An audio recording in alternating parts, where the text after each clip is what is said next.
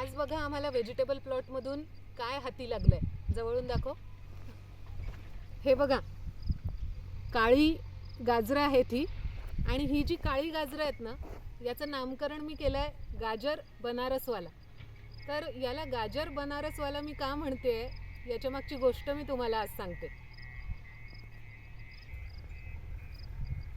जेव्हापासून मी शेती करायला सुरुवात केली गेल्या 5 वर्षापासून, तेव्हापासून माझ्या एक लक्षात आलं की एक जी निसर्गप्रेमींची एक जी जमात असते ना, ती आपल्याकडे आपोआप अट्रॅक्ट होते.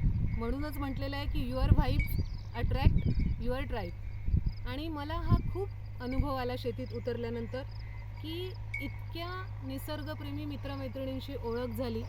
आणि मी नेहमीच म्हणते की फेसबुक हे मला कधीच आभासी जग वाटलं नाही. फेसबुकच्या माध्यमातून इतके समविचारी लोक माझ्याशी कनेक्ट झाले. आणि सगळ्यात आनंदाची गोष्ट म्हणजे की हे जे समविचारी मित्रमैत्रिणी आहेत, तसेच माझे काही नातेवाईकसुद्धा आहेत, म्हणजे माझ्या आत्या, माझ्या मावश्या, हे सगळे लोक जेव्हा जेव्हा कुठलं एखादं युनिक बियाणं त्यांना दिसतं, कुठले कटिंग्स ते गोळा करतात, कुठली रोपं नर्सरीत त्यांना दिसतात, तेव्हा त्यांना माझी आठवण येते. आणि आवर्जून ते माझ्यासाठी काही ना काही माझ्यासाठी घेऊन येतात आणि ह्या गोष्टीचा नेहमीच खूप आनंद वाटतो. तर हे जे गाजर आहे याच्या मागची पण अशीच एक स्टोरी आहे.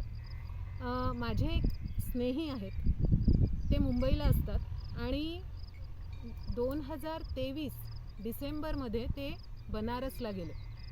तर बनारसच्या लोकल मार्केटमध्ये त्यांना काळी गाजरं दिसली आणि त्यांनी अर्धा किलो गाजरं विकत घेतली. आणि जेव्हा ते मुंबईला परत आले तेव्हा त्यांनी मला फोन केला की ह्या गाजरांची निगुती तुम्हीच खूप चांगल्या पद्धतीने करू शकाल, मी तुम्हाला कुरिअरनी पाठवतो आणि बघा, म्हणजे तुम्ही त्याला लावून त्याच्यापासून काही बी वगैरे तुम्ही जमा करू शकता का, हे तुम्ही बघा, असं त्यांनी मला म्हटलं. आणि कुरिअरनी त्यांनी ती माझ्यापर्यंत पाठवली. मोजून 7 किंवा 8 गाजरं होती आणि माझ्यापर्यंत पोहोचेपर्यंत त्याच्यातली 3 गाजरं पूर्णपणे सडून गेली होती.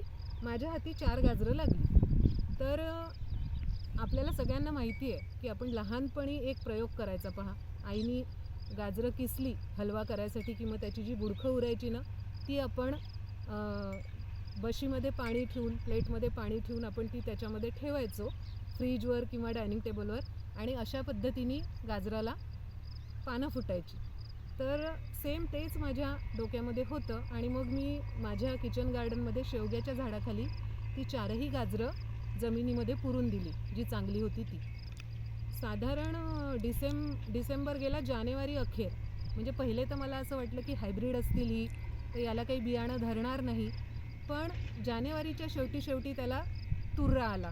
हे बघा, मी तुम्हाला दाखवते, जवळून दाखवशील?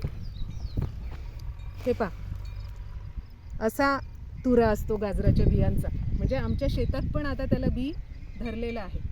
तर मग तो तुरा आला आणि मी बियाणं जमा करून ठेवलं. गेल्या वर्षी मी हिवाळ्यात जेव्हा ते बियाणं शेतामध्ये थोडं लावलं तेव्हा काहीही माझ्या हाती लागलं नाही, काहीही उगवलं नाही. पण माझी एक सवय आहे, मी कधी पण पूर्ण बियाणं पेरून टाकत नाही. थोडं तरी बियाणं मी राखते की जर पूर्ण मोडून गेलं बियाणं तर आपल्याजवळ काहीतरी पाहिजे म्हणून. तर मग यावर्षी हिवाळ्यात मी ते उरलेलं अगदी एवढूसं 2 चिमूट बियाणं असेल ते मी पेरून दिलं. आणि यावर्षी मी खूप जास्त विचार पण केला नाही की ते येईल न येईल. पण आज जेव्हा मी व्हेजिटेबल प्लॉटमध्ये चक्कर मारत होती तेव्हा मी असं हाताने उकरून पाहिलं तर मला असं जाणवलं की अरे, हे तर काळं गाजर दिसतंय. आणि म्हणून ही 2 गाजरं मी काढली. टू माय सरप्राईज काळी गाजरं आहेत. आणि जेव्हा एखाद्या गोष्टीचं मग जेव्हा हे आपल्या समोर येतं तेव्हा मग त्या मुळापासून ती गोष्ट आपल्याला पूर्ण आठवते. आणि अशा पद्धतीने जेव्हा आपण एखादी भाजी ग्रो करतो तेव्हा खरंच सांगा, त्याचा आनंद किती, ज्याला म्हणतो आपण की खूप वेगळा आनंद असतो ह्या गोष्टीचा. आणि अशा सगळ्या मित्रमैत्रिणींना, माझ्या नातेवाईकांना मनापासून धन्यवाद, जे आवर्जून माझी आठवण करतात, माझ्यासाठी अशा काही युनिक गोष्टी पाठवतात आणि माझ्यासाठी एक आठवणींचा ठेवा तयार होत असतो. माझा हा जो शेतीचा प्रवास आहे, मला नेहमीच वाटतो की ह्या सगळ्या लोकांमुळे हा प्रवास अजून जास्त आनंददायी होतो, अजून जास्त सुखकर होतो. धन्यवाद. एकदा हे जवळून दाखवशील?